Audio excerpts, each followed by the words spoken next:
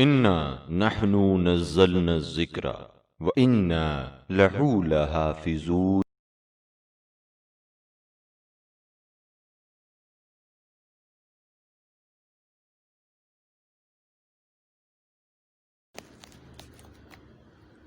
اعوذ باللہ من الشیطان الرجیم، بسم اللہ الرحمن الرحیم۔ پیارے بچوں، جس طرح سے ہر چیز کا کوئی نہ کوئی سردار ہوتا ہے، اسی طرح تمام دنوں کا سردار کیا ہے؟ روز جمعہ۔ روز جمعہ ہمارے وقت کے امام زمانہ عجل اللہ تعالیٰ فرجہم سے منسوب ہیں۔ وہ اس لیے کیونکہ انشاءاللہ جب وہ اللہ کے حکم سے ظہور فرمائیں گے تو وہ روز جمعہ کا دن ہوگا۔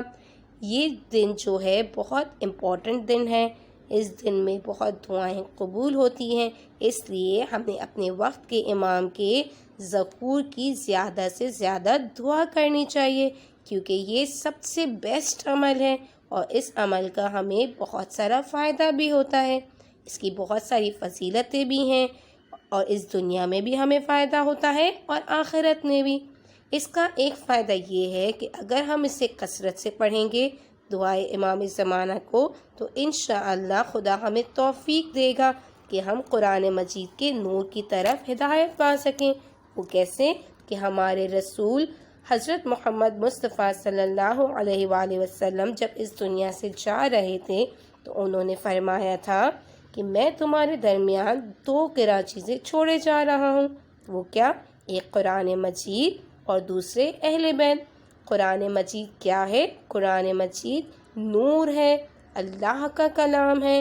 پروردگار عالم نے خاص ایک کتاب نازل فرمائی اپنے لاسٹ پروفٹ پر، جس میں تمام احکامات الہی کو محفوظ رکھا، اور اس کتاب میں جو کچھ بھی لکھا ہوا ہے پروردگار عالم کے حکم سے ہمارے ائمہ معصومین یعنی کہ چہردہ معصومین نے اس پر عمل کر کے بتایا، ہمارے اماموں نے عمل کر کے بتایا، کیونکہ وہ بھی اللہ تعالیٰ کے نور سے خلق کیے گئے ہیں۔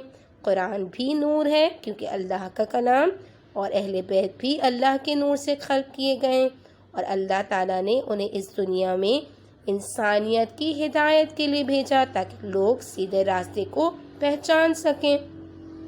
اور قرآن مجید میں جتنے احکامات لکھے ہوئے ہیں پروردگار عالم کے حکم سے ائمہ نے ہمیں ان پر عمل کر کے بتایا، اور ہم اگر چاہتے ہیں کہ قرآن مجید سے اور اہل بیت سے جڑے رہیں، ان سے کلوز رہیں، ہمارا ریلیشن ان سے اسٹرانگ رہے، تو ہمیں اس کے لیے کیا کرنا ہوگا؟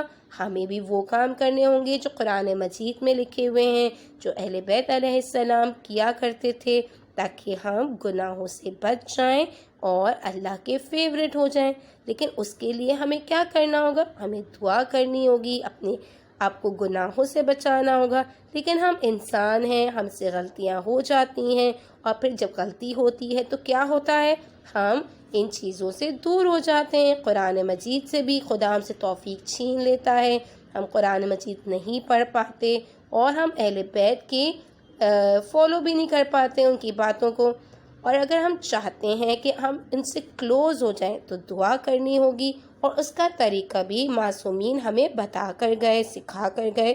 وہ یہ کہ ہم زیادہ سے زیادہ دعائے سلامتی امام زمانہ پڑھا کریں، کیونکہ اس سے بہت فائدے ہوتے ہیں۔ ان میں سے ایک فائدہ یہ ہے کہ ہم قرآن و اہل بیت سے تمسک کر سکیں گے، ان سے کلوز ہو سکیں گے، خدا ہمیں توفیق دے گا۔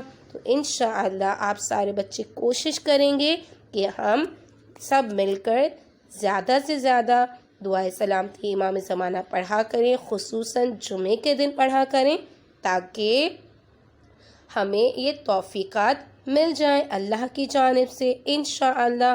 بر محمد و آل محمد صلوات۔ اللہم صلی علی محمد و آل محمد وعجل فرجہم۔